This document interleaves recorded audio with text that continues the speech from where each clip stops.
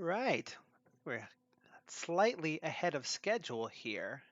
But what the heck? Let's get rolling. Headsets to speed, water and coffee fully stocked, list of items check. We're good to go. Hello, fellow Sublime Text Fanatics. OdatNurd here. Welcome to a Monday live stream. My apologies if you were caught off guard by yesterday's stream being postponed until today, but visionary that I am, I forgot to take into account the date of the annual general meeting of the Strata Council of the housing development in which I live. So some changes were made to the schedule. Nevertheless, we're here, we're ready to code, we have coffee, we're pressing the F12 key.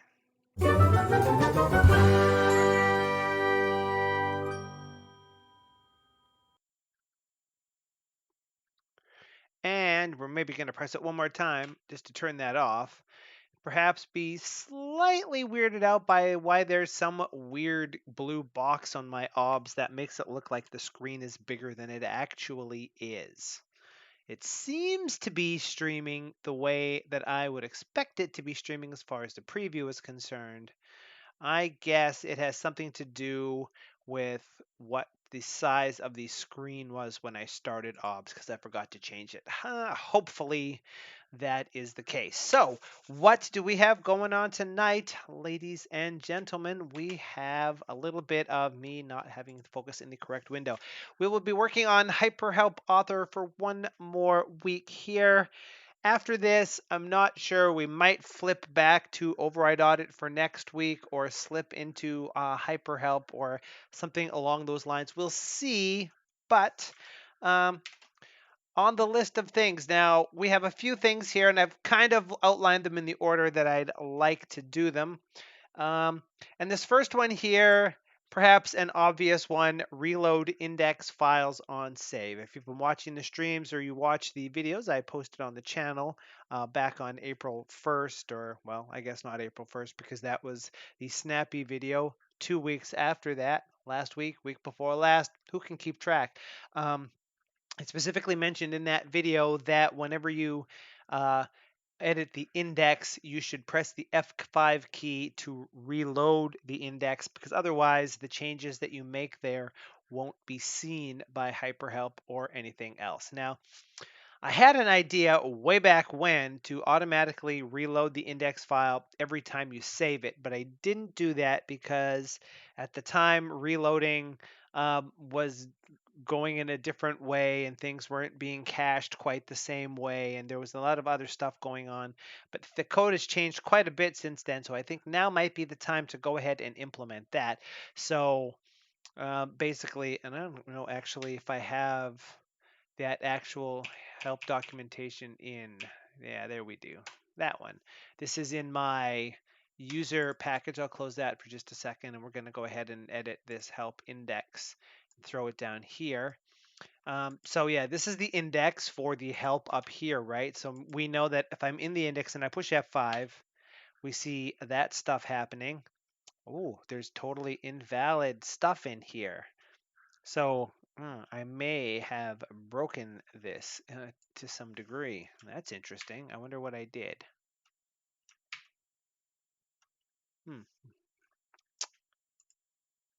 Seems like it should be okay, but it's not. So anyway, what if every time we made a change and saved, it pushed that key for us? I think that's probably something we might want, but we're going to guard that with a setting because it might not be what you want. Now, I like to save fairly regularly, so I can conceive of the idea that I myself might want to flip that setting back and forth if I'm doing a lot of iterative work and only reload after the fact. But when you're fine tuning things like we saw in the last video, that is something that we would like to do. And similarly, the next thing we might do is the stuff we talked about last week and the week before, which is sending the lint output to a panel instead of, or to a view instead of to a panel. that is actually the wrong thing in that number 2. I just realized that now. It's probably been like that for 3 weeks. Shows how much I read my own stuff. And then from there, we might actually skip to 4, which is open help from packaged files, because that's something that I was sort of fiddling with, wishing I had. So I guess the first thing we might want to do is just jump that over there. And what about this file is invalid? Because it doesn't seem to me like it's invalid over the version that's in the uh, my Git repository in my user folder. That looks like it's probably okay. And I would have thought that that also would be okay. It didn't used to be there, but I don't know why that would make it invalid per se.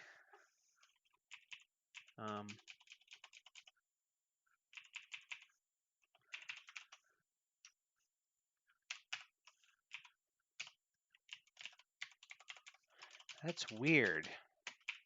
Tray weird, but there's a little something that we can do. I'm going to go over to this window over here for a second,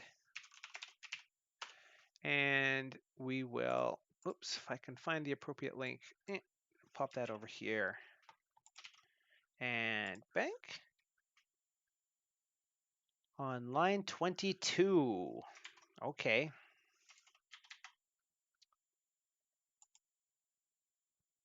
Wait, what?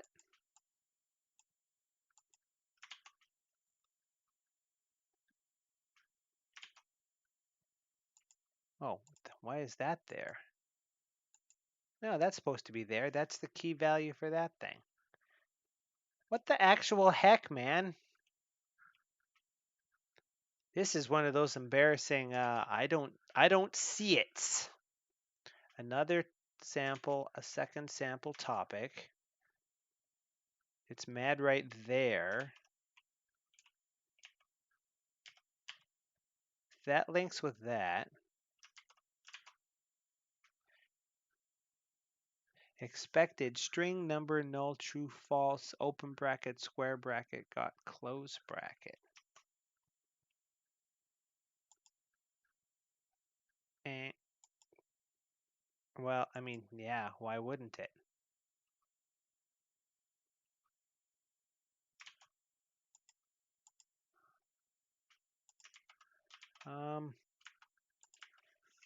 We're gonna stall out our whole stream not being able to. Whoops, no, go back. Well, how about that? Does that do anything? Nope. Does that do anything? It does. So this part is causing a problem way up there.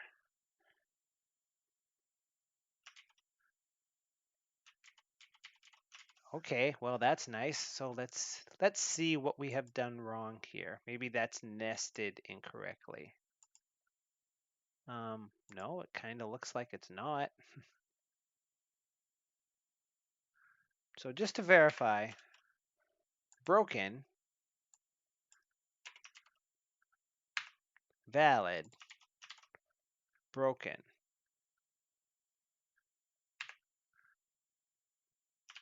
Well, if that's the case,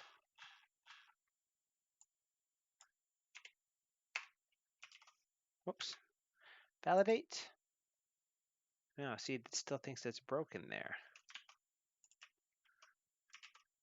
Let's do it one more time. Parse error on line 22.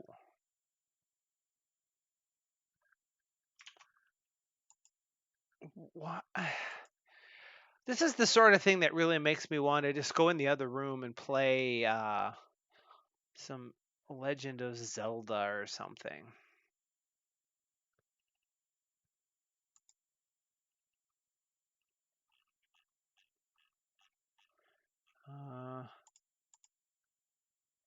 That's the end of that help topic.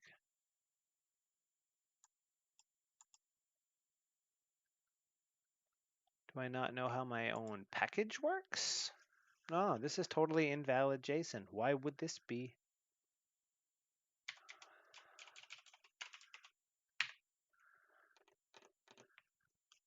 Okay, but that means the table of contents is not what we might expect.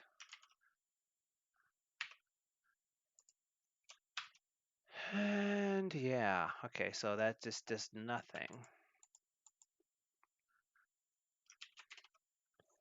Let's try this. Edit this help index.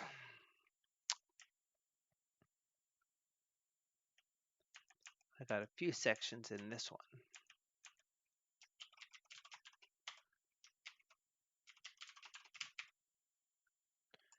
Well,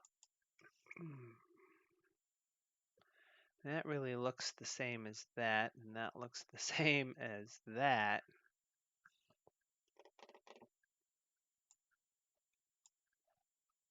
I'm afraid I am not seeing what the big deal is here. Let's restart. Oh, what's this? Oh, file manager. I have a feeling that the file manager package might have been abandoned by its author because I haven't seen him posting for quite some time. Okay, let's see.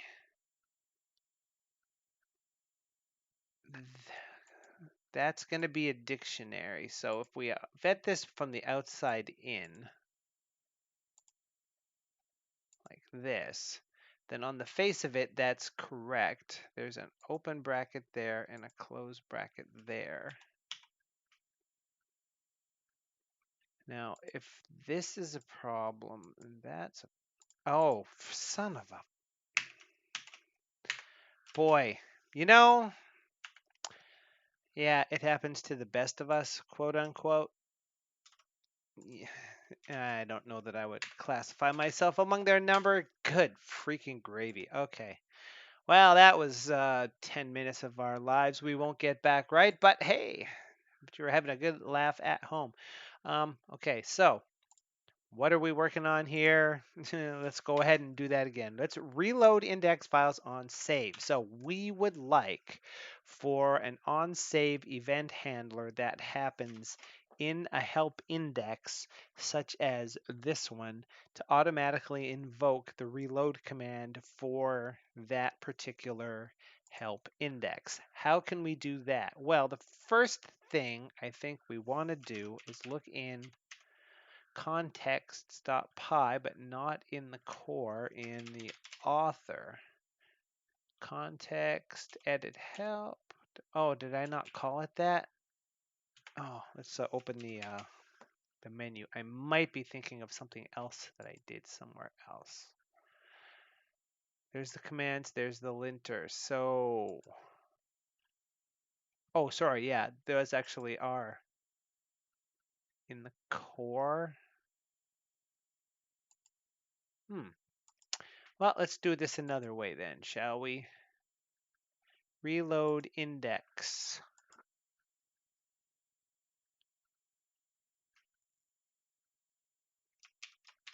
Oh, okay. Now, I could swear that we had implemented in one of our streams contexts in the core. I guess that would actually be in here, wouldn't it? Yeah, I guess that would be this one. Hyperhelp is help view is help source is help index. Okay, so it actually, yeah. I thought we had actual methods in place for some of these, but we don't. Okay, so that is a bit of a lunkhead maneuver because we don't care about any of those. So here's what we want to do. We are going to look in this Now we have to go to common.loaded. Load that. We don't have an event handler. Do we need a? Yeah. Okay. So yeah, let's just go ahead and do it this way, and we'll come on in there. The file's about to be saved is a help file. Try to update the date in the header. Ah, yeah. See that. This is why I was thinking that if that is not okay. On pre-save we want an on post save here is what we want. So on post save self view, we'll do that, and we will turn off the sidebar, go like so, event listener on post save. Let's take a look at what that is going to do for us, which is called after review has been saved, right? We don't want pre-save. We don't want to reload before the index gets saved to disk. We want to reload the index after it gets loaded. So we might do something like that. Okay, now let's go ahead and zoom that again for just a second. Did I copy that stuff out? Whoa, no, I did not. Okay, let's jump over here again. No. Let's go about that the same way that this command goes about it. If the command was reload index, we know this is the only instance in which the reload command will actually do anything if this is a help index and it has a file name. Then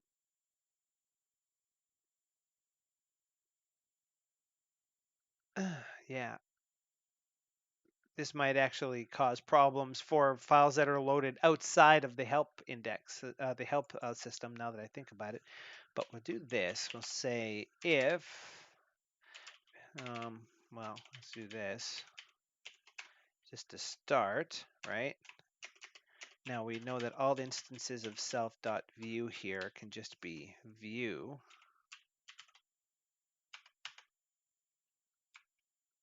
Do those all fit on one line? No, they don't. Then we might say a help index was just saved, right? This should theoretically be as simple as all that. Now we need to reload this whole package. And then if I save in this file, we see it say help index was just saved. In the help file, it doesn't, even though on pre-save updates the header. That one happens on pre-save so that it can update the header, which is this thing up here with the current date. As we can see, it just did that.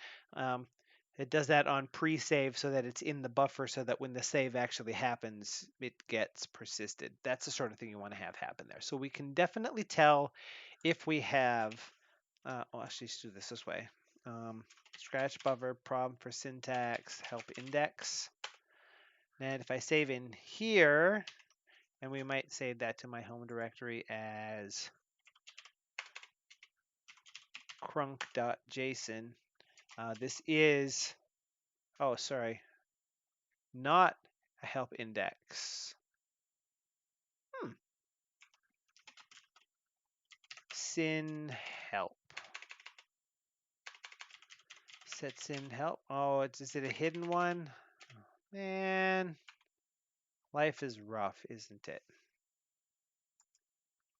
So that one has a very special syntax. So it's going to be harder to test that one, but it should. I mean, we can tell it's not going to work because the scope's not correct, right? So if that's all that takes, then what's the name of that command that I just found? It is hyperhelp author reload index. And that is, in fact, a text command. So we can say view.run command hyperhelp author reload index, like so. That's theoretically as simple as that gets. Reload that package. Now when I save this index, it has automatically reloaded.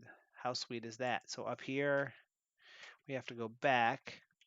The table of contents is those two things. If I delete this one and save, now the table of contents is 1. That is pretty sweet deal right there. Now that is an example of a particularly easy thing to do. So that's kind of nice how it took a long time to notice the obvious lack of a comma.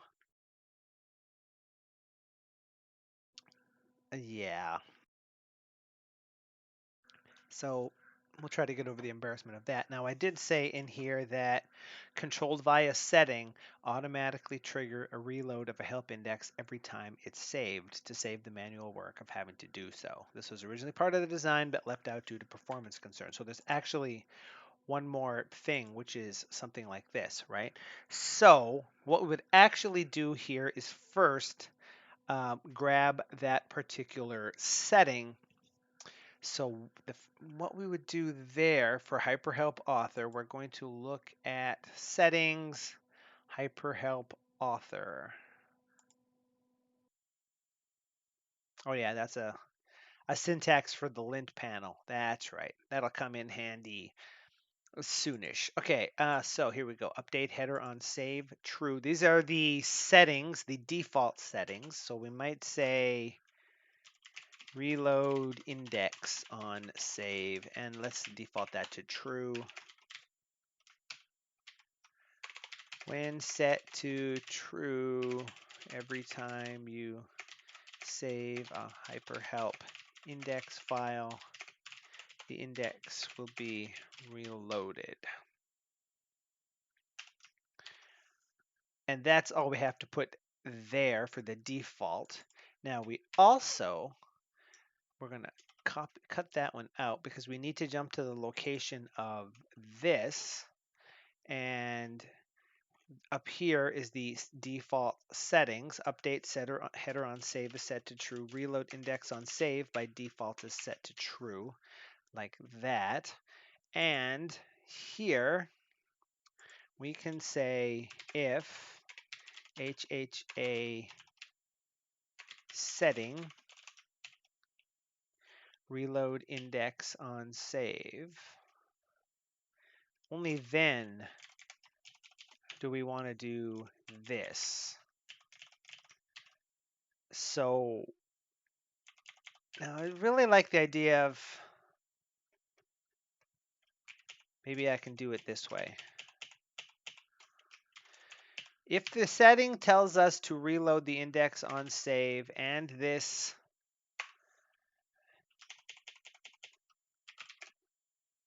view's file name isn't none, then in that case,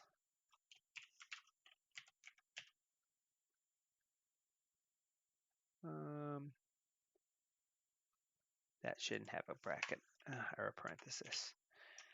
Then that still reloads. So now if the reload index on save is set and the file name isn't none, then if you match selector text HyperHelp index, run the command. Otherwise, don't run the command. Now I think if we looked at the syntax for this, it sort of applied to that exact file, which is why that works.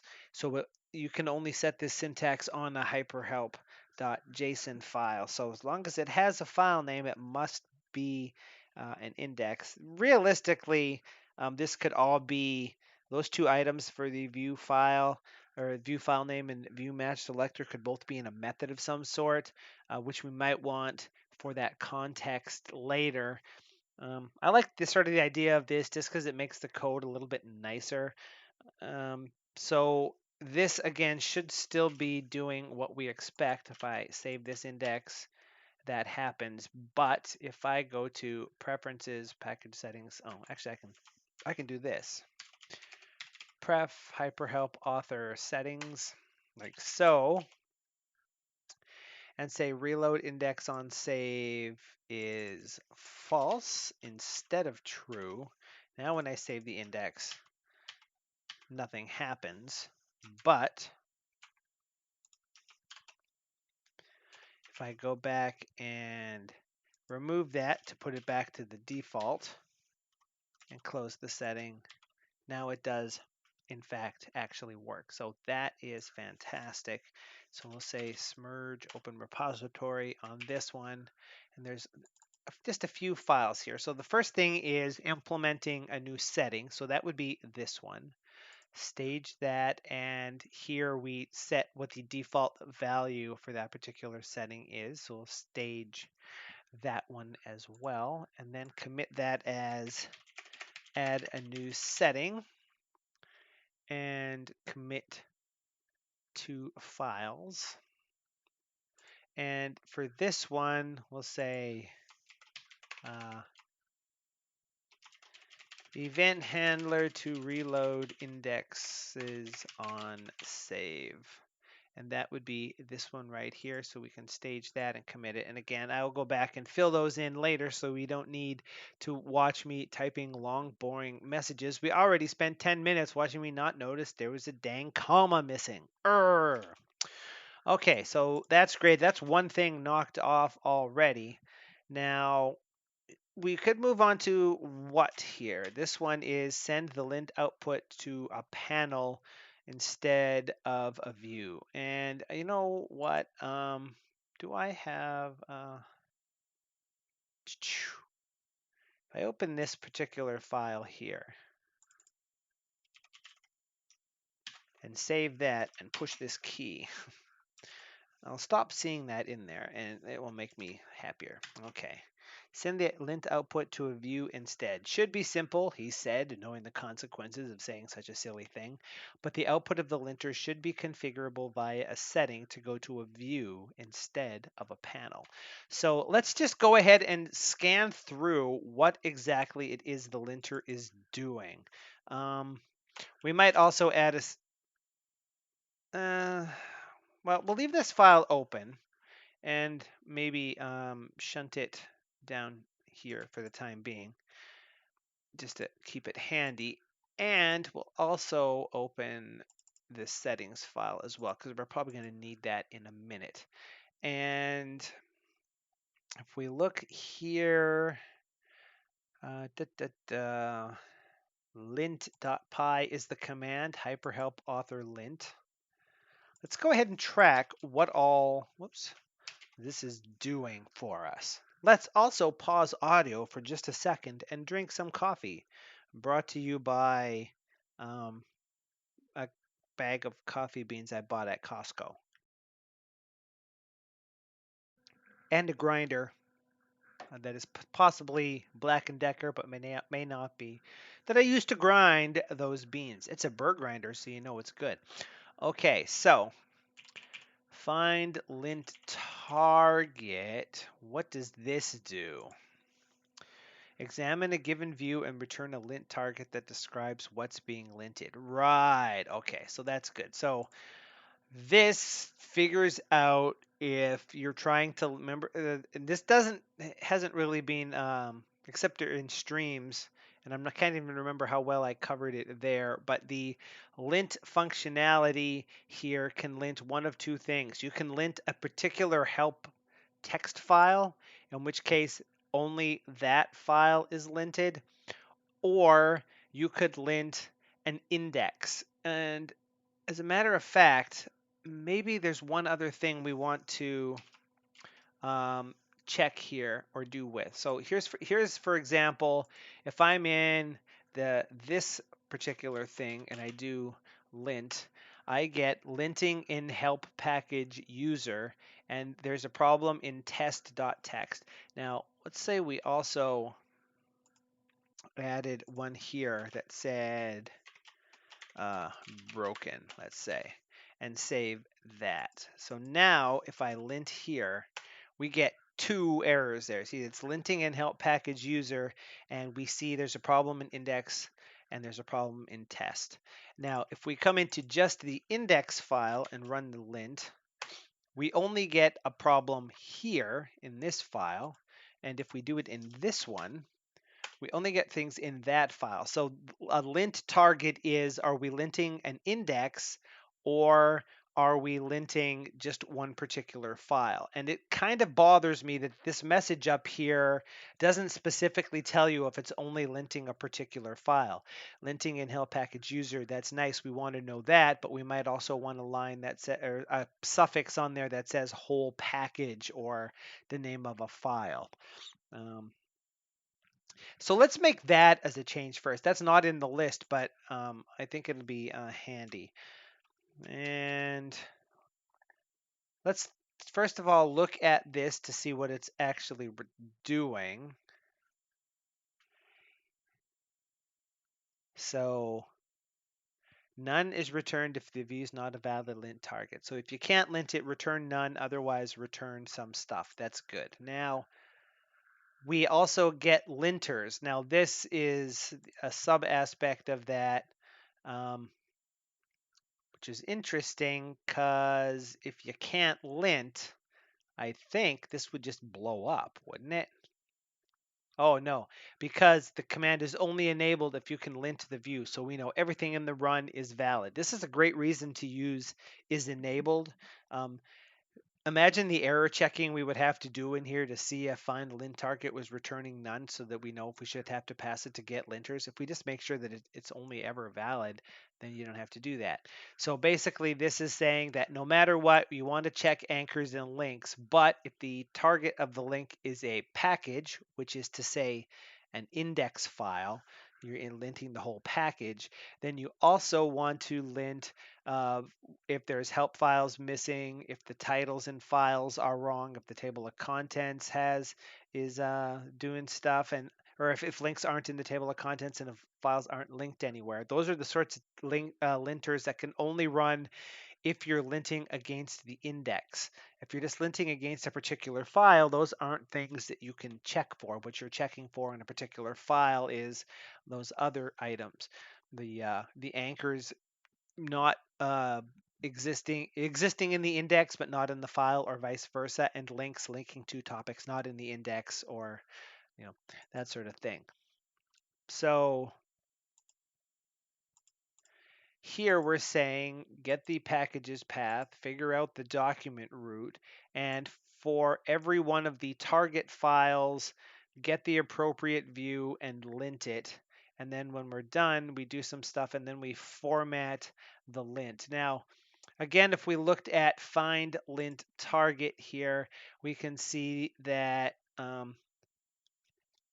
if this is a help file, then the lint target is a single instead of package. You still pass the package info as part of the lint target, and the list of files to check is just the specific file that is currently focused. Otherwise, the lint type is package, and you get a list that is every help file that there is. And I don't know if we can hump over to this thing here.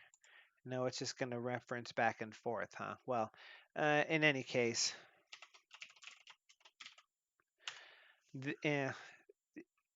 the linter can access the index if it wants to, as we've seen when we're looking at the linter code. This is just sort of a shortcut that makes it only lint things that it thinks it should. So now here's the part where we call get lint file.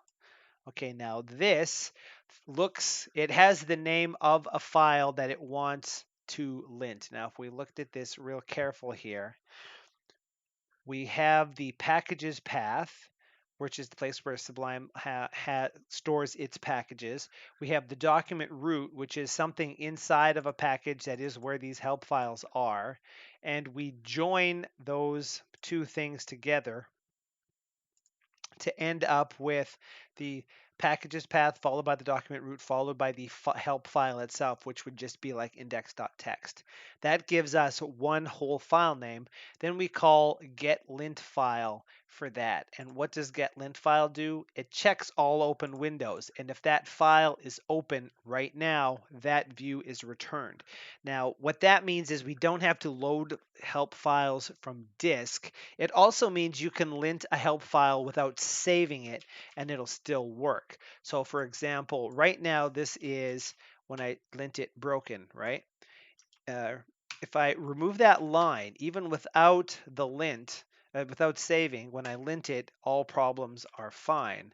And when I undo it, they come back. So I personally enjoy that as a thing because it allows me to check to see if files are broken without actually persisting them to disk, especially since that whole, this gets updated and sometimes you want to tweak things and see if they affect anything. If that doesn't work, then it has to load that file from disk. Now, this is going to need some work because there are issues with this whole operation, right? If we get to the part where we want to be able to open help from packaged files, that means the linter needs to be able to lint files like that too, which means it might need to switch from using codex.open to sublime.load resource instead. And that's nothing I did to begin with because I wasn't sure if I wanted to be able to do that particular thing. But I think we've decided that, uh, particularly in the case of working on HyperHelp itself and editing its help, you want to be able to edit a file and basically sort of create an override automatically out of it. So that's something that might need to change. As a matter of fact, we might even throw a to-do in here to say, this will break if we lint a package.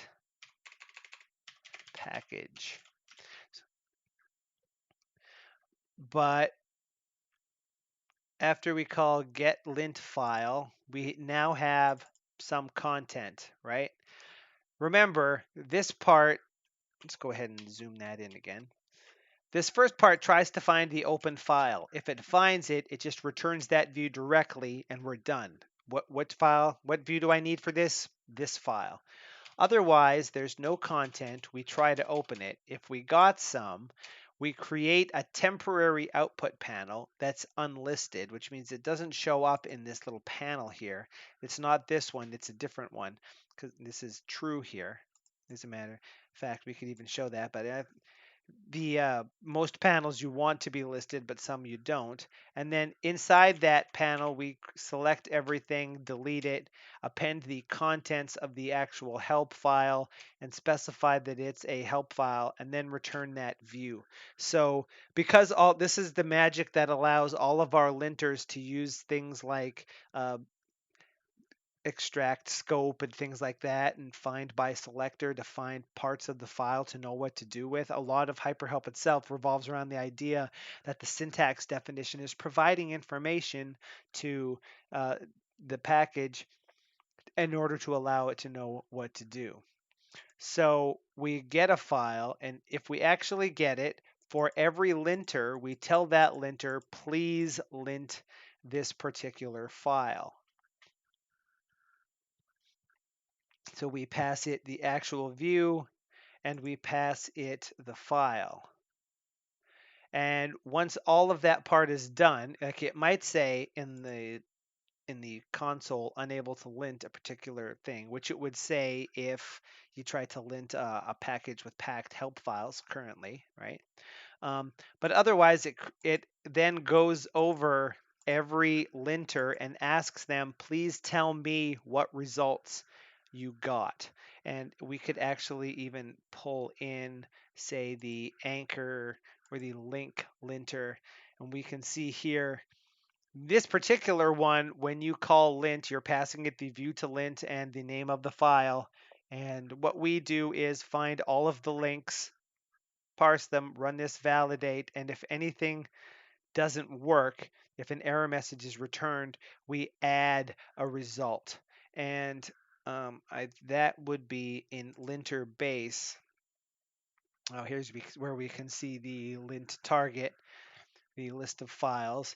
But the linter base, as we can see, does that, and it has an add, which adds item to the issues list. You can also add, if you use add index, those are special results that refer to the index file. So basically it's using the same add up here, but it's automatically inferring the name of the index file.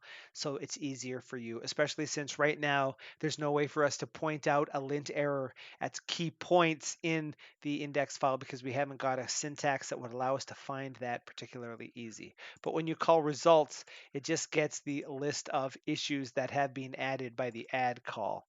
So that is what the, oops, oh, I didn't have that all the way open, did I? Boop, boop, lint, now this file here. So it gets all of the results, and once it's done, it calls format lint, and format lint is the thing that is actually putting stuff into. See, this is where it says linting in help package and the name of the package. And it has an output that is a list of strings. It just keeps appending all of the information in, and then we call display lint, and display lint is the thing that creates the output panel and dumps all of the stuff in. So realistically, one thing we want to do for this particular thing that we're doing here, which isn't one of the ones that's in the list, but just to make the lint panel say what actual type of lint target we're having here, the thing we want to look at is format lint. Okay, now if we look here, it gets the information for the package, it gets the list of issues that it should format, and it gets the window that this command is running in so that it can create a panel in the appropriate window. I believe we've mentioned this in the past as well, but the list of panels is window specific. So you can have two windows open, lint in one and lint in the other, and whatever panel you get out of this is unique between the two of those two things. Now, I think what we want to do is if we pass the target to this thing as well, instead of target.packageInfo, if we just passed target like this, then over here, everywhere we see package info, which is there and there, would be target.packageInfo, including this one, but that one would just be target. And then if we save all of the files and reload, I think that means that things should still work as we expect, right? Okay, let's go ahead and zoom that out. So in this index.txt, lint works. In the index, lint still works. We're getting 2 instead of 1, so that's good. Now, the next thing we could say is here. Output is an empty list. And then we could say if target dot, and I've already forgotten, I think that was linter base down here. Couldn't remember the name of the file. No, that's not the one I thought I clicked on. This one. That's why you should always use the other thing. Target underscore type. Yeah, okay, so that's over here. Equals package. Then, actually, no, I don't need to do that, do I? I could do one. I can do this or that. Linting help package. All files in help package. Else,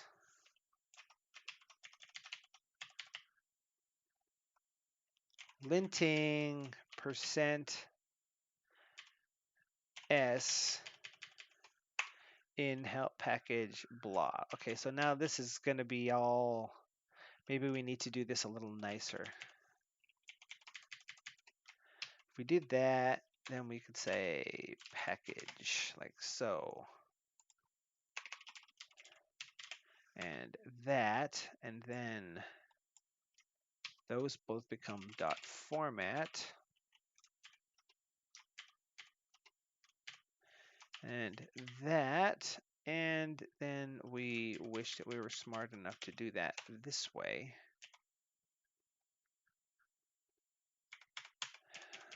Okay, now, whoops, those are both package. And in this one, target is equal to target dot target files. Is that what it was called? Target dot files 0, comma. Thank you. Reload. Let's try not to forget any more commas today. So now, here in the index, when we lint, we first reload the package. Can't remember if I did that. If we lint here, we get linting all help files in package. We realize we forgot to put the new line on, so we'll fix that. But linting all files in help package user. Over here, if we linting index.txt in help package user. Absolutely grandiose. A little bit of that type action. Now, I don't know, this could maybe be cooler than it is, but I'm not a Python guru. Oops. So let's see, in this file, now it's indented the way it was supposed to be before, and here it's great. Maybe that one should just say linting help package. Linting help package. Or maybe, yeah, I like the idea of this. It could always add linting help package. No, try not to get too caught up in the specifics of wishing you had put a K in a certain place. Lint that, linting help package user, and linting index.txt in help package user. Great. Okay, so let's stick with that, shall we? So we come here. What change did we make here? We modified this, so instead of calling target, but calling it with the package info of the target, it just gets the target, which allows it, so instead of package info, it's a target, which means it can actually figure out what the type of the target is and output different messages. And everything is identical, except that wherever we might get package info dot package, we have to get it from the target directly because we're not doing it the other way anymore. So we could stage that, and we could stage that and say tweak lint message for lint targeting, just so we know what that's doing. Now, let's do the next part of this, which is going to be us going into our settings, which we carefully already opened here, and say lint output to view. Set that to false, and then say when set to true, lint output is sent to a buffer in the current window.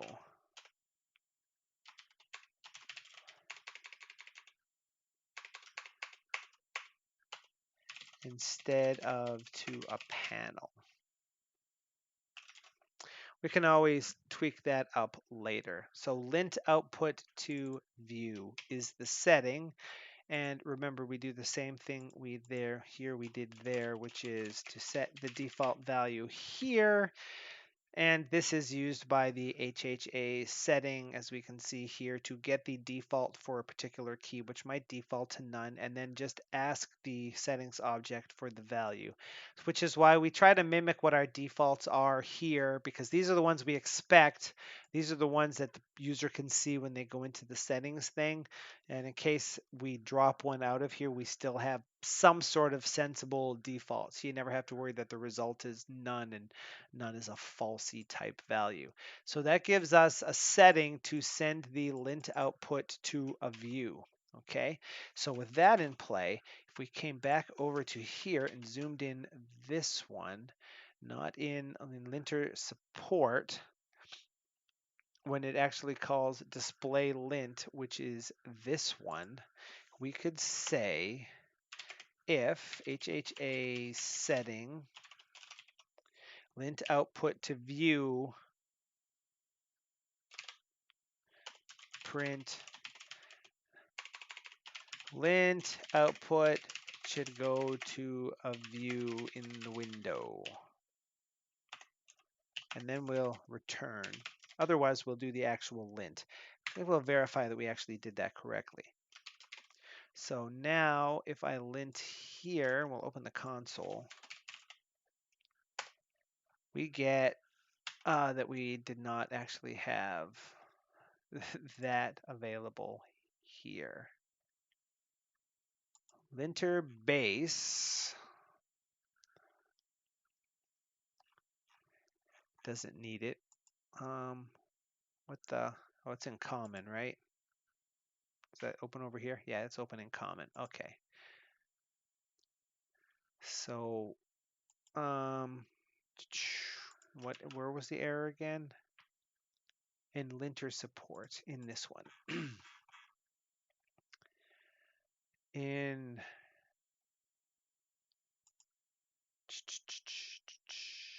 those are from the core. From linter support should be in the same general area as linter support. Yeah, from .common import HHA setting. There we go. Let's try that.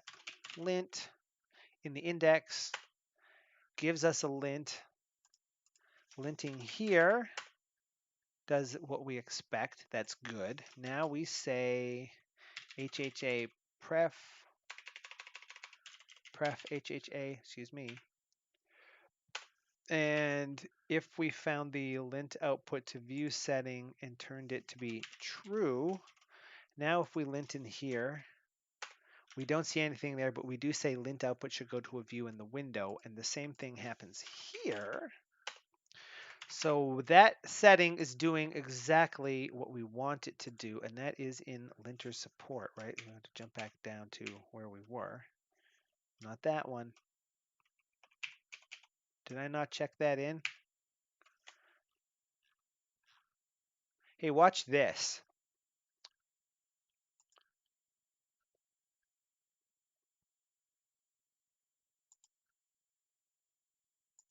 Why do I have 3 unstaged files? I have lint output to view as in the settings file, that line in common, and those 2 lines. But notice I'm seeing this, the stuff from the last check-in that I did on line 144. Close, reopen, 144. No longer a thing. There are, in fact, no changes in linter support. Is that correct? No. There's totally changes in linter support. This is changed in linter support. So there's something funky going on with the magic diff action here. It might not realize that this file is actually part of a Git repository, possibly because this is opened from the config folder. And the actual repository is on the other end of the symlink. So that's sort of a weird turn of events. References in linter support. We'll jump down here. Okay.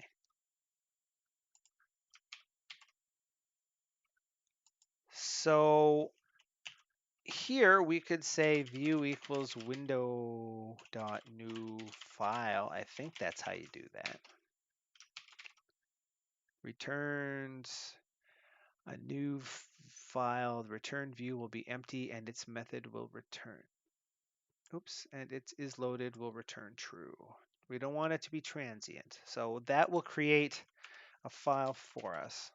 While we're at it, let's go ahead and just show this thing. We'll see here, unlisted is an optional parameter to control if the panel should be listed uh,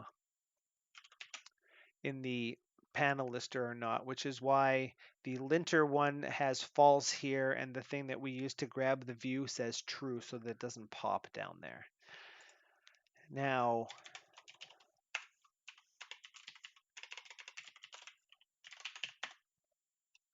the normal course of events coming through this file is this would be set to false, so this wouldn't happen, and this would happen instead. So it would create an output panel. Creating the output panel also causes the output panel to be cleared, so you don't have to worry about that. But any settings you set are left. Then we get the base directory of where this file is, which is what allows us to use these result file regex, line regex, and the base dir so that you can click on lint messages and have them pop. And we also assign the syntax there, which theoretically, as we just saw when we do new file up here, we could actually pass it, we could say syntax equals and give it the syntax to set. But since we're going to do it here because we don't know which one of those is, we're just going to leave that well enough alone there. So on the face of it, this is enough for this to work, sort of. So if I lint now with that setting turned on, we get me forgetting to push that button. But then maybe something happens. Oh, it goes to here and oh yeah, okay, that's good. As we can see, that totally did something. So there's more work that has to happen here. View dot set name should be set to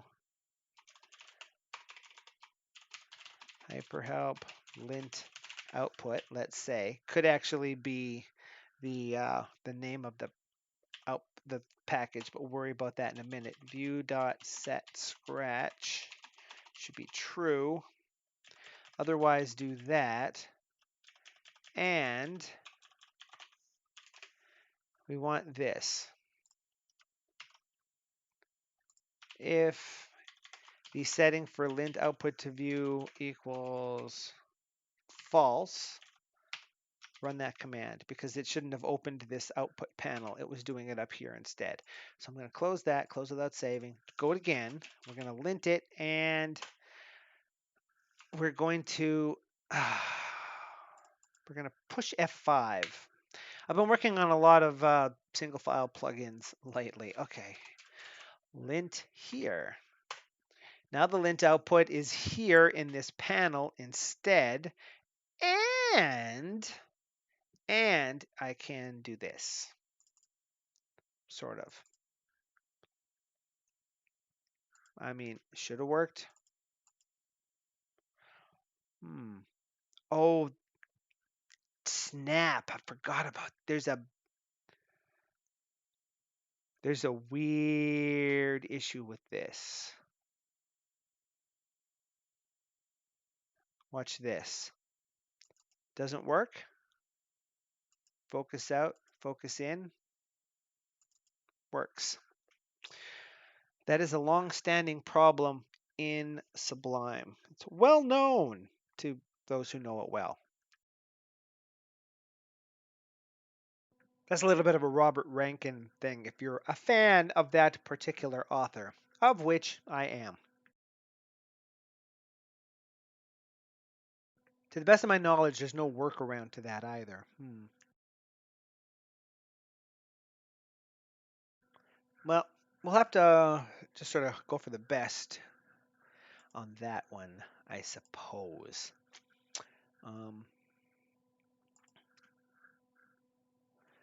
The other thing we would want to do is, if I came back to here and lint, it should maybe, it did create a new output panel. That's not what find in files does if you do that, but find in files has if you use find in files and you tell it to output into a view instead of into a panel, then when you do it the first time, it creates the view, and when you do it the second time, it appends the new results to the end of the file and makes that line be the first line of the new output be the top of the buffer to allow you to see the new results, but you could also scroll back over the old ones. Find result buffers like that also allow you to double click on something to go to a location, a file, or another thing. But you'll notice when you do a find in files, like if I did this, the file names that you can jump to are always a full file name there.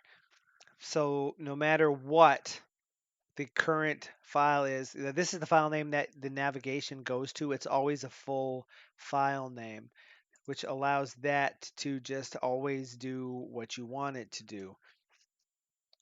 But that's not really what happens in our lint output, because if you linted user and then you linted snappy, it has to set a different result uh, base dir here, which means that old help old lint output would no longer be available. So what we would have to do is, if there is an existing view, instead of just appending, we would have to clear it and um, reset it. Now this is read only, right? So there's extra work to be done there, not the end of the world.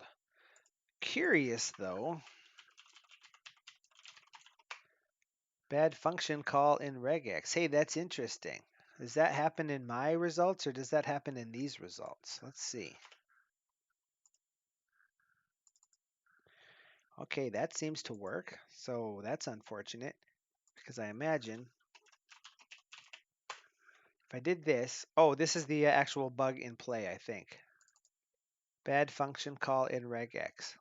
Lose the focus, gain the focus, works. Okay, so yeah, that is us, but there's nothing really we can do about it. But what I did want to see is view dot settings dot get result base dir is nothing result file regex, which is the name of a file, and result line regex would be just the name of a line. So remember, when you use result regex, now these are the same items that exist in a build system, by the way. I just realized I didn't actually explain that, but if you use a build system and you can set that file regex, line regex, what it's really doing behind the scenes is setting these two settings, and the working dir is set as the result base dir, and the output in the panel just automatically does what you want. Except for the case where here you have to lose the focus in the panel and gain it again in order to get it to do what you want. Pardon my itching of my ear and this manipulation of the mic boom. Maybe I'll just mute this for a sec. Pro tip, don't put your hand too close to the thing before you have to look down to find the mute button, or you'll finger the mic boom while you're getting ready to mute the mic boom.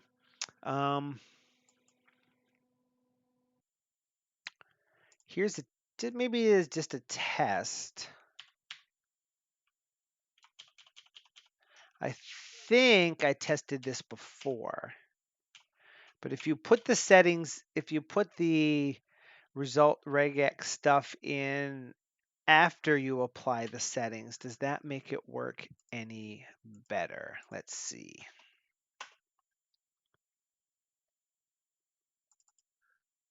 No. So no need to fiddle that then.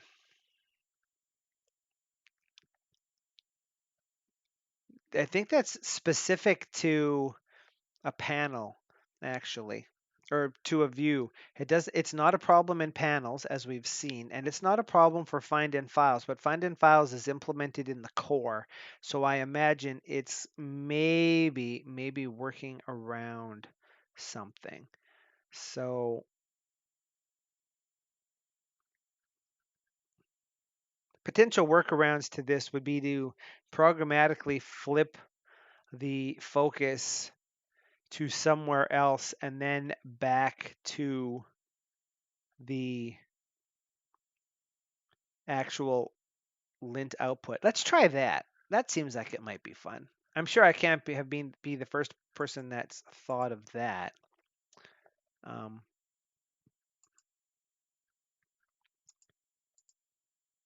let's say this: preview equals none. Preview equals window dot active view. That's a thing, right? The currently edited view. Yeah, it totally is. So oops, let's maybe do that in a way that's not broken. Hey, you know what I just realized? I probably didn't reload the plugin. Let's double check.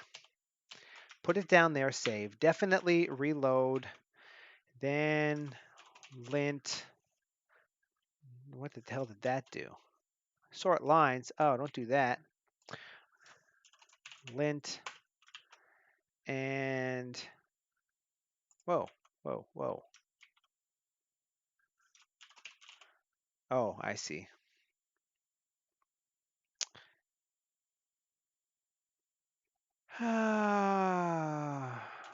That one. Okay. We have the results and broken working. Okay, so I definitely reloaded. Let's just triple check now because we lost track of what we were doing there. Doesn't work. Lose the focus, gain the focus. Works. Okay, so close that one and close that one. Incidentally, obviously set name sets the name on the tab and set scratch makes the buffer a scratch buffer so as you don't get told that you're about to close it. So now, after all of that, if lint output to view is false, then do that. Otherwise,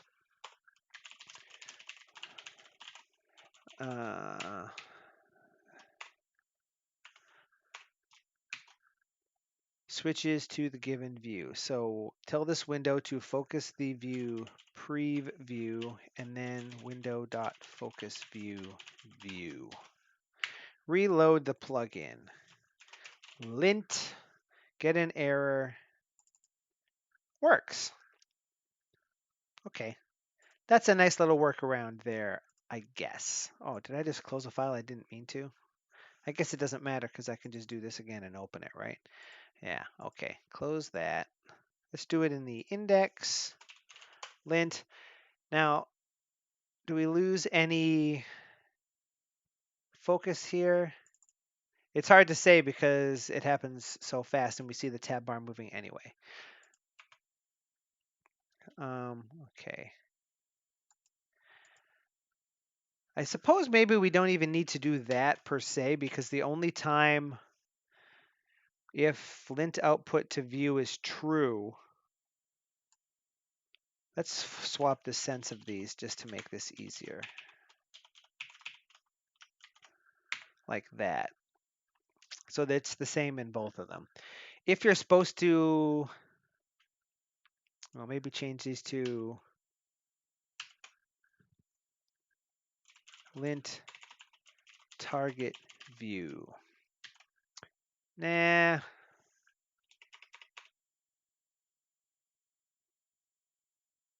And we'll call it preview. If we're told to send the lint output to a view, capture the previous view, then create a new view, set that stuff up. Otherwise, create an output panel. Everything else happens the same no matter which way you do it, including we could probably, I'm guessing, move those back up because that part's not the part that was fixing it. This is the part that was fixing it. And then if we're told to send the output to a view, we could say in views, find results fail until the focus is lost and regained. This is a bug in Sublime. Work around it by changing the focus. Okay, period 2. Now let's just double check this busy. If we do here and we say lint, that happens and that opens. Beauty. Can I double click this to open a file? Yeah, I can. That's neat. And if I did it here in this one, if I close test.txt and and index.txt and just open index.txt. Yeah, I do open at the top. So, okay. Just double checking that business right there. So this seems to do what we want it to do for that part. I guess for our own purposes, we probably want to pref HHA to say we don't want the lint output to go to a view, in which case when we lint, we get the panel. And it still opens the way that we expect. So now what we need to do is fix this.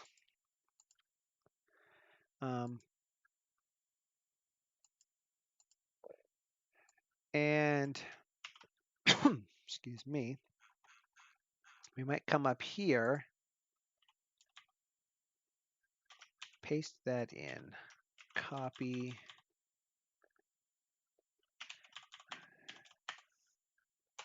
def underscore create lint output view. And we need to be passed a window so that we can do that and return view, right?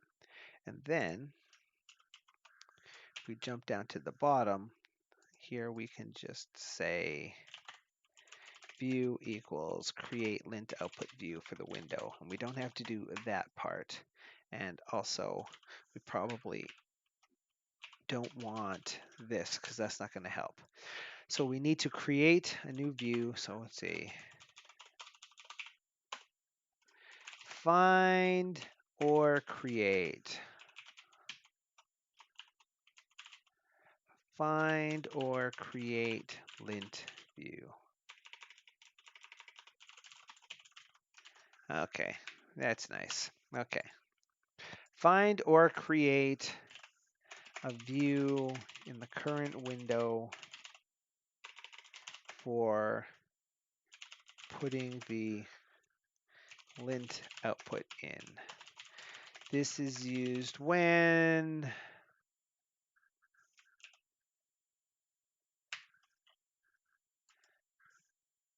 lint output to view is set to true to create the view that the lint results to be displayed in. Right, and that's good. Now, there's something we actually have to do here, and this leads me to wonder what,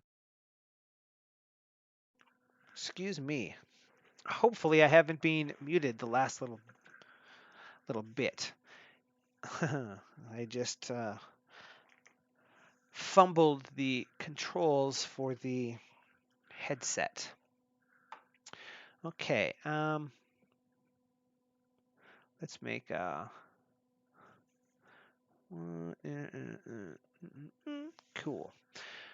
I made a little note for what we're doing here. Now, HyperHelp Author doesn't have this sort of thing. HyperHelp Core probably does. Oh no, I don't think it does. There is functionality for this. Find help view, new help view. And we need a little something like this. Okay, so with that in play, what we want, is something like this. For view in window.view, if view.name starts with now, HyperHelp, we'll change.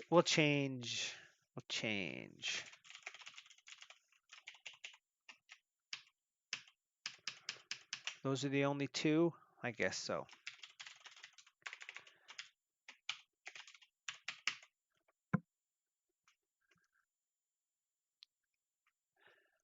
And again, we can change this, but if the view name starts with this, then return the view. But first, we need to say view dot set read only false and view dot run command select all and view dot run command left delete. Then return the view. Otherwise, create a new view, set that title, set scratch, return view. So what is this doing?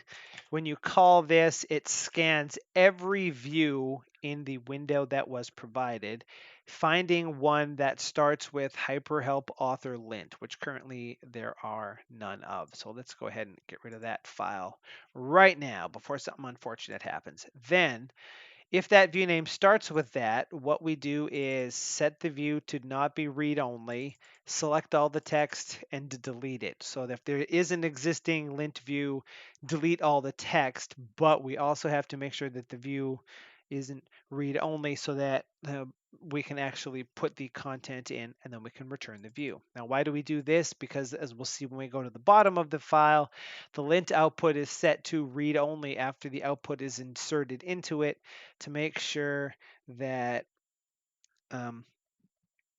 you can't type in there.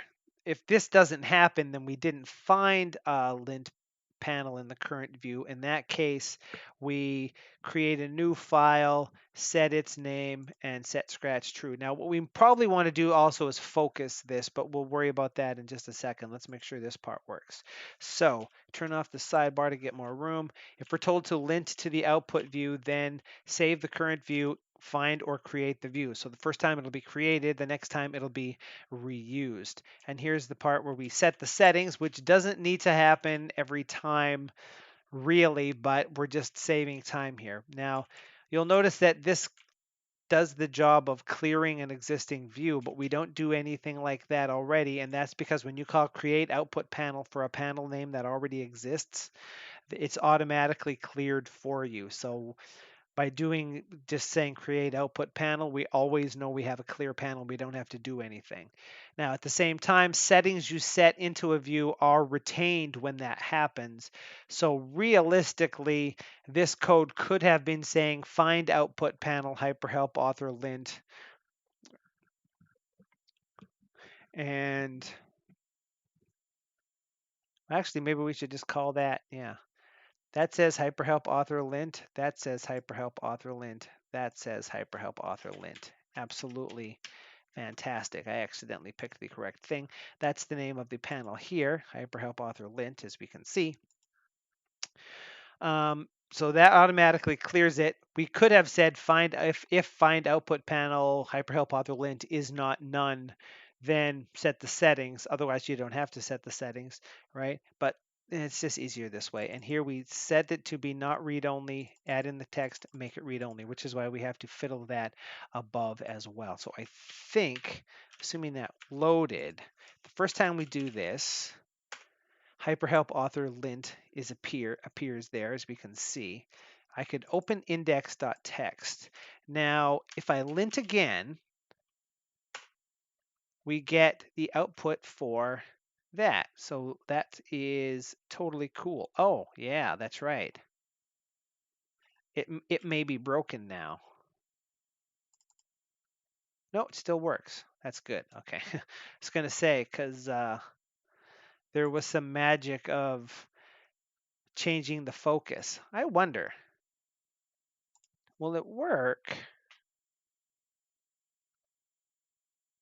Okay, for our own purposes for testing here, I'm going to put pass here, right?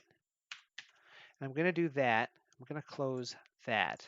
So reload, package is loaded, right? I say lint, it creates a new window. And if I try to go to index.txt, it doesn't work. Okay.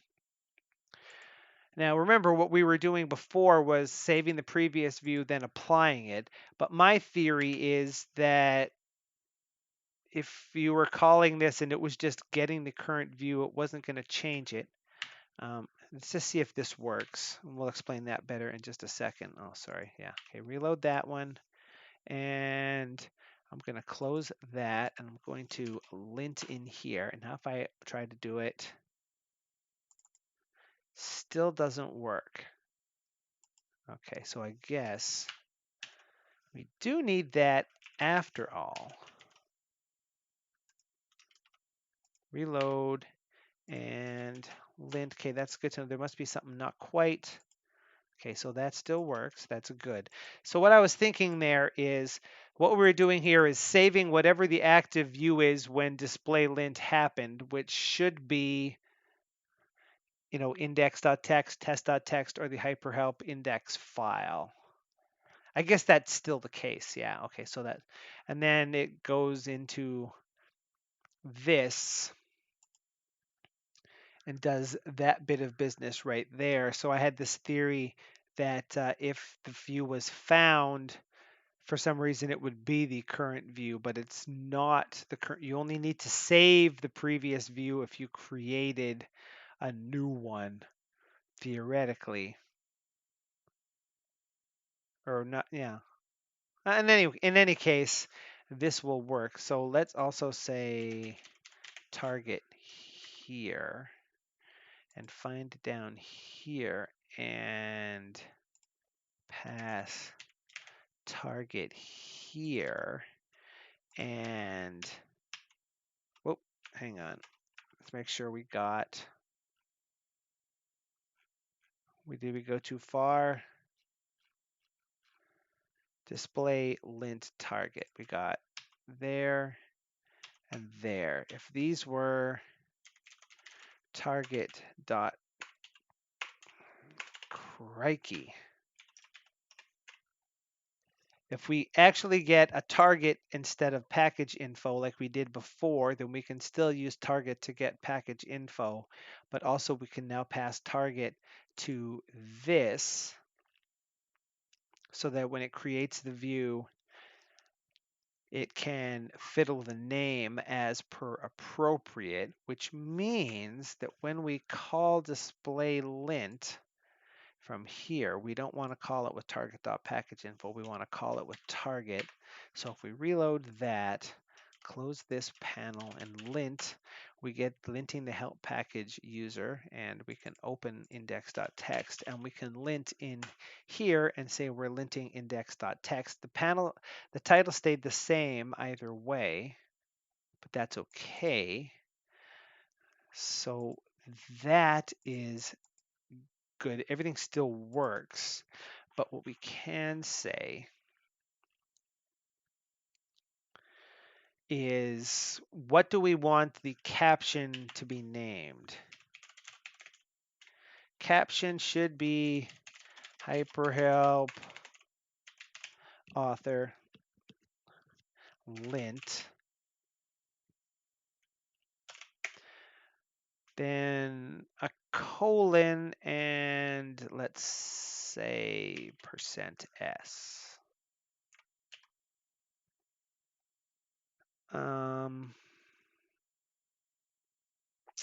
How would we like this to work? This should always be that. What we want is for the tab title to say hyperhelp author lint user, or the name of a file, and then the package in brackets, I think.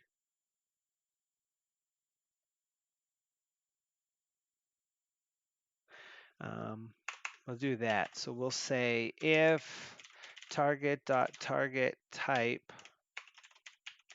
equals package, caption is target.packageinfo.name.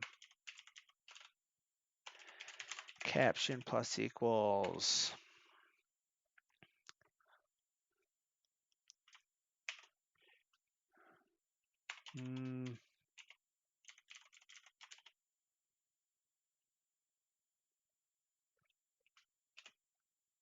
target, and then in brackets package dot format, and target is equal to target dot files 0, and package equals target dot package info dot name. If we created a new buffer, the name should be caption. And if we found an existing one, then view.setName caption should happen as well, so that it can change if we go from package to package. Reload that, lint, and get an error because help data has no object named name, because I have forgotten. Okay.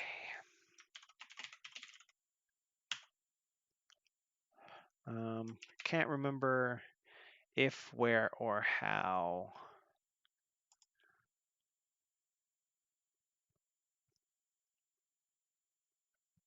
Oh, I guess I wanted package there. Okay. Good news. Bang.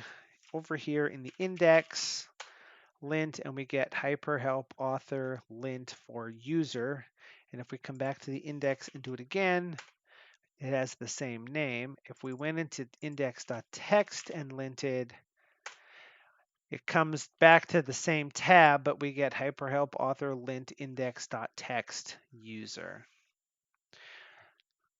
I like that. I don't like the way this part is implemented, though.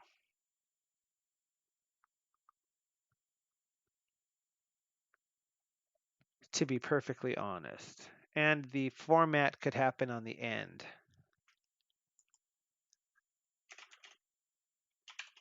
Plus, let's say,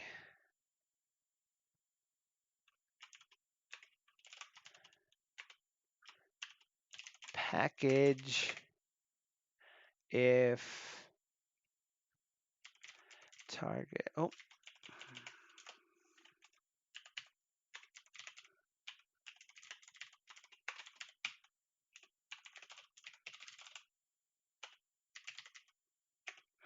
else this.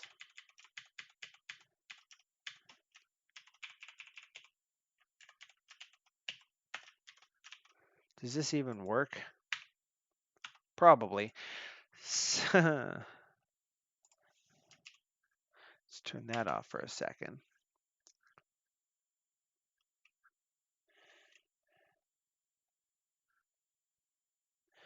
So the caption is hyperhelp author lint plus either package if target type is package, else target package.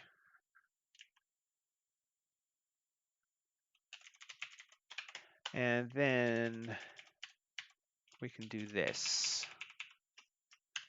and this goes away. That seems to work. And if we did this, lint here, lint user, go into test.text, lint, it's lint test.text, go into here, lint, it's lint user, and test.text open. So, okay, that's some nice changes there. That's not too, well, I mean, it's terrible, but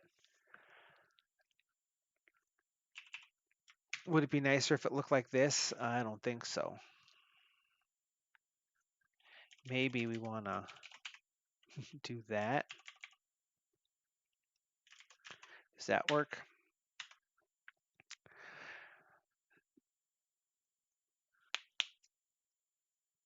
There could be, yeah. I mean, maybe it's better to have two separate strings.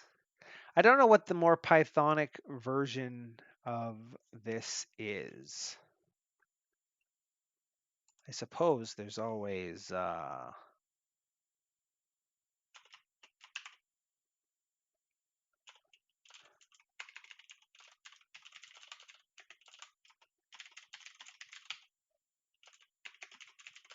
hyperhelp author lint package, and the opposite version of this, if we found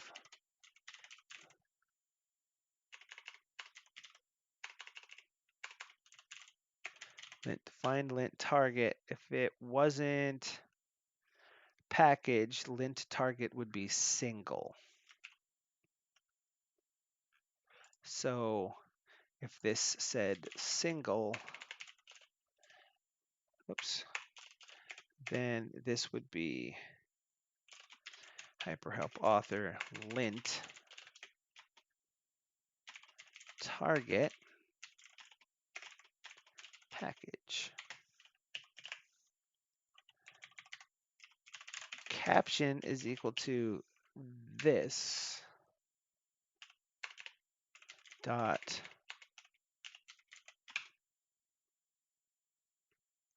get target dot target type with the default of that. And then this part goes away.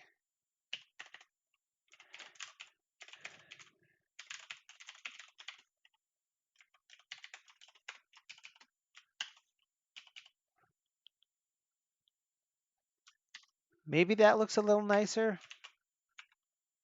Does it still work?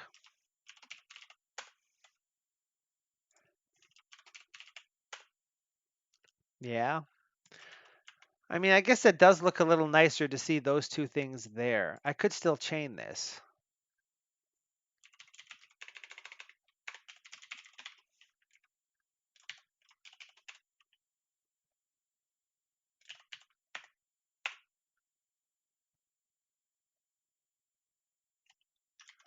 Like so. Does this work? No, I didn't think so. Let's join that up. Yeah, I like it better this way. And that seems like a nice way to do that, I think. We get to see what the actual things are for each of those two things. We have a default in case we bone up our own code. And as a result of this, what sort of changes have we actually made here in this file? Let's see. There's a new lint output to view, which defaults to false, but could be set to true. There's a setting, which could be false or true, but defaults to false, which is what we put there. And here in the linter support, we get the setting. We have the ability to create a caption for a tab that always starts with the text hyperhelp author lint and has either the name of the package or the name of the target file and the name of the package, and then formats that out. And then we scan all of the views in the current window that we were given. And if we find one that starts with hyperhelp author lint, We set its name to be the caption we came up with in case the package or target has changed. We make sure it's not read-only. We clear all its content so that it's empty, and we return it back to the code that assumes that it's getting a view that should be empty. Otherwise, we create a brand new file, set its name, and set scratch to true, and that's all we have to do for that. So we can create a new view the first time and reuse another view the second time, and in both cases the view is scratch because that always stays. The caption, the name of the tab, is always the same. Down here, when we display the lint, instead of getting package info, we get the target that the package info came from. And we can now say if we are supposed to be sending the lint output to a view, we should either find the existing lint view or create it if it doesn't already exist. Pardon my bump. Otherwise, create the view just like we did before. And because we get the target instead of package info, we need to change that to find the appropriate document root. And once all of the lint output is done, because everything else is the same, and I could even do a little bit of that so we can see, we say if the lint output is a view due to a bug in Sublime, focus the view that had the one that we were starting the lint from, temporarily focus that view because it will have been set to the very first time you do it, it's going to create a new help view, which is going to create that view and pop it there and focus it up.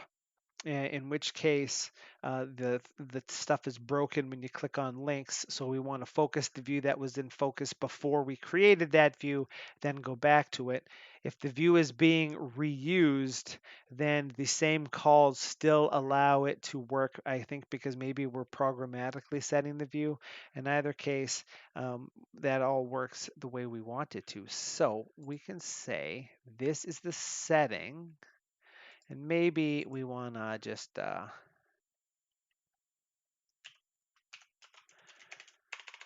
default is to display lint output in a panel instead. When lint output is sent to a view, the linter will clear and reuse the existing view rather than create a series. Well, now we don't need to say that. If possible. Okay. That looks, I think, what we want. So there's our setting. It's displayed, described a little better what it's going to do. And that's this part here. And then say add setting to send lint output to a view. Commit those two files. And then the last one is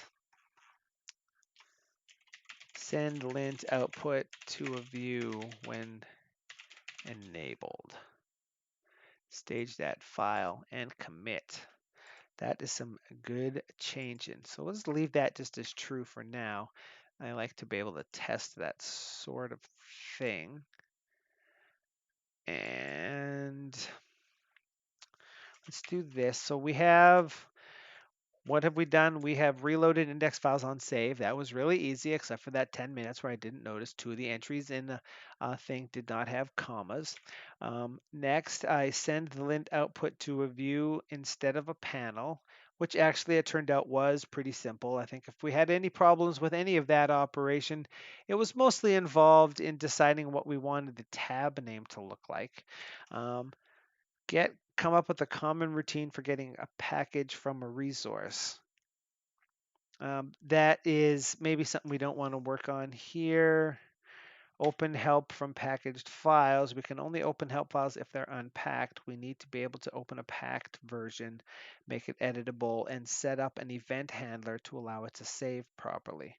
Yeah, see, this says good practice for override audit because one of the features we have planned for override audit in general is the ability to create an override from within override to make it your one-stop shop. And I'm pretty sure nobody would want to use it for that because that's the de facto standard for package resource viewer usage.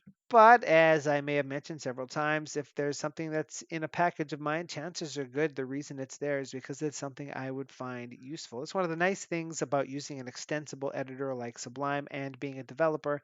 You can make it work the way you want it to work. So I'm not sure which of these we might want to tackle here. We definitely finished one. We definitely finished two.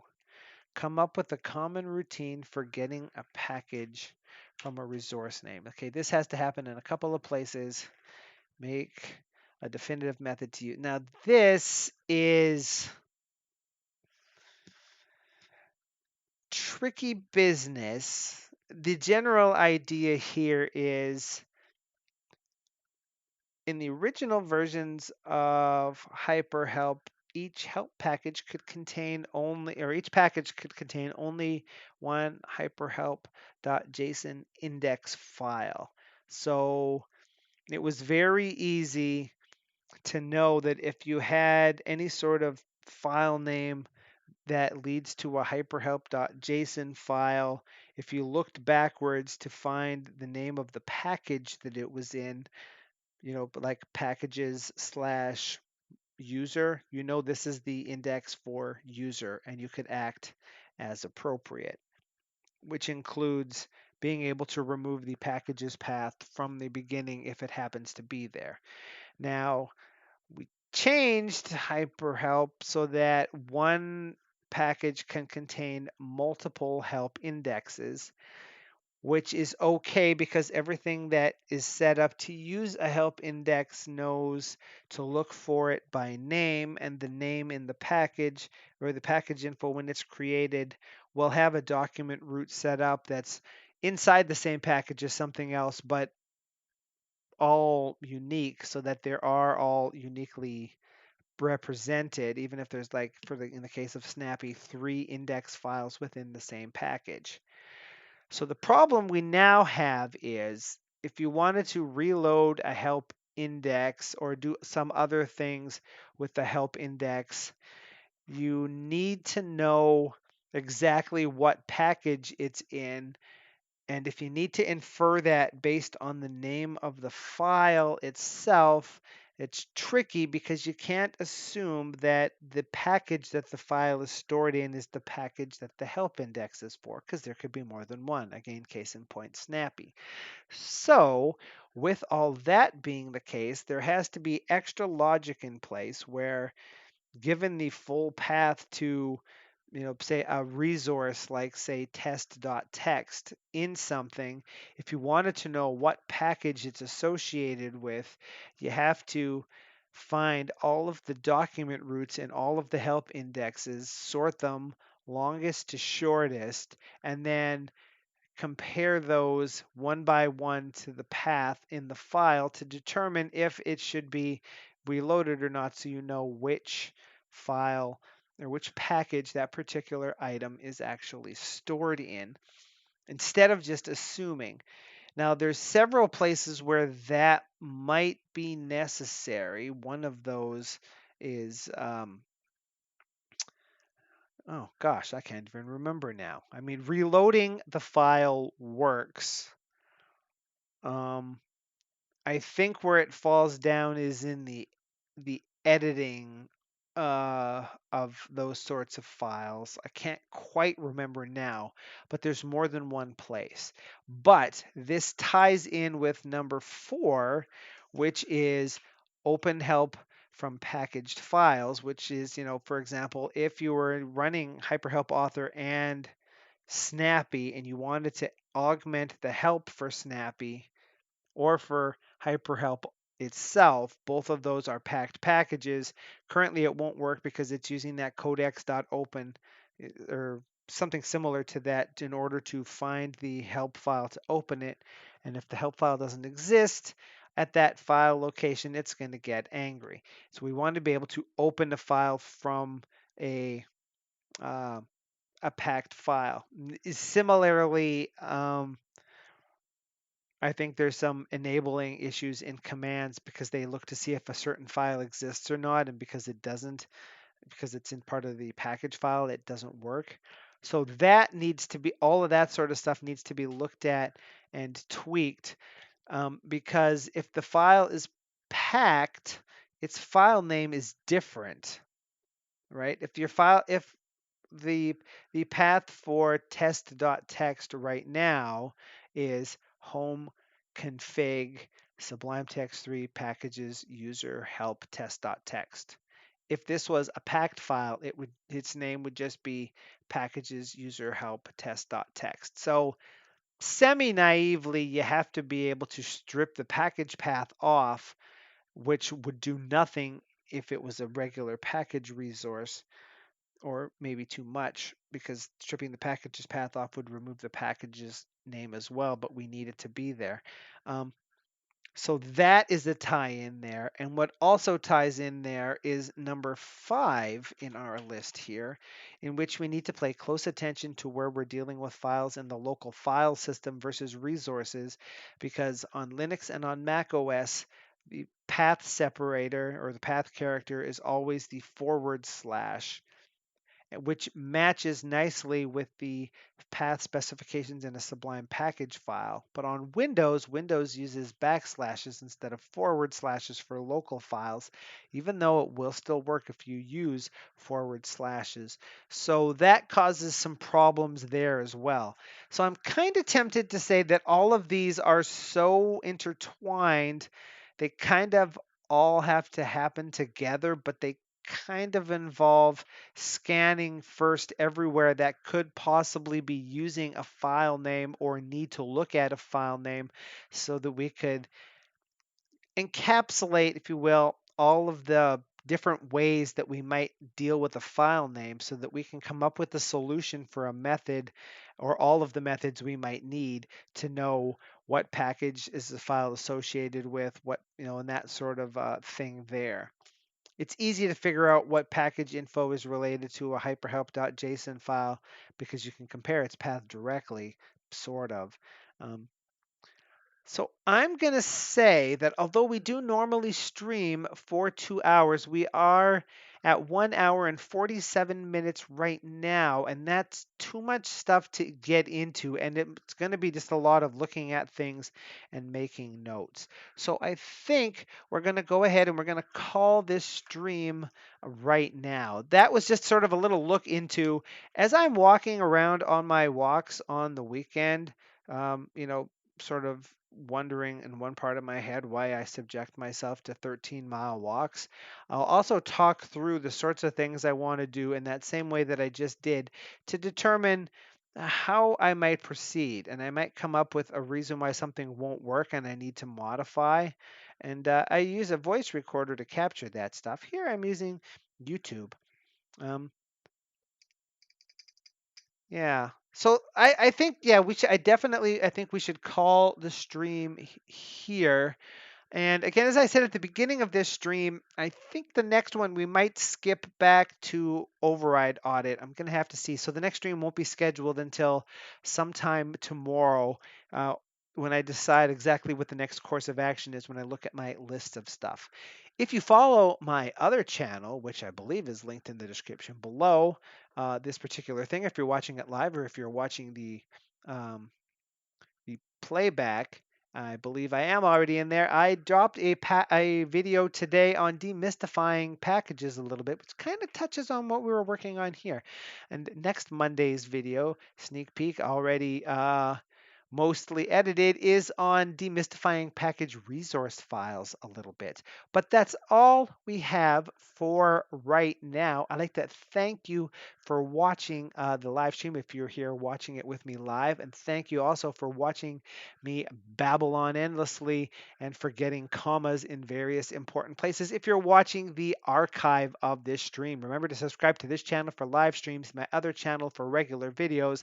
Bell notifications on both as appropriate, thumb up or down as you see fit, including not at all if you don't care.